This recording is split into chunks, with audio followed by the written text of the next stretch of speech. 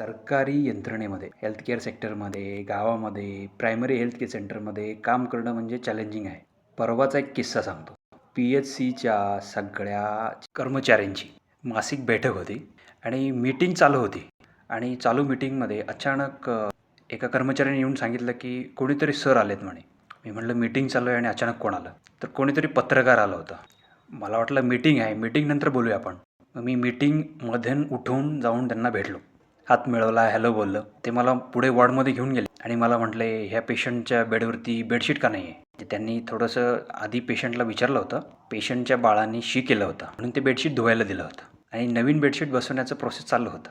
Next त्यांचं म्हणणं की ही गादी फाटलेली आहे, अशी का आहे? मी इथं सरकारी यंत्रणेमध्ये 2 महिन्यापासून काम करतो. ती गादी काही मी माझ्या घरून नाही घेऊन आलेलो. थोडी खराब झाली असेल पण ती गादी चांगलीच होती आणि त्यावरती बसलेले आई आणि तिचं बाळ दोन्ही कम्फर्टेबल होते आणि प्रश्न विचारण्याची पण पद्धत असते. मी म्हटलं 1-2 गाद्या तुम्ही आम्हाला डोनेट करा. ॲज अ कम्युनिटी मेंबर एखादी गादी जर भेट दिली तर चांगलीच गोष्ट आहे ना. आमचं कामसुद्धा लढणाऱ्या सैनिकांसारखंच आहे. आम्हाला जी हत्यारं मिळतील त्याने आम्ही सैनिकांसारखं लढणार. आमचा पेशंट खुश आहे आणि आम्ही त्यांची काळजी घेतोय. हेच आमचं अचिव्हमेंट आहे. रिसोर्सेसची कमतरता कधी कमी कधी जास्त ताण येतो त्याप्रमाणे आम्ही ॲडजस्ट करतो आणि आमच्या परीने आम्ही आमच्या पेशंट्सना सर्वोत्तम सुविधा देण्याचा प्रयत्न करतो.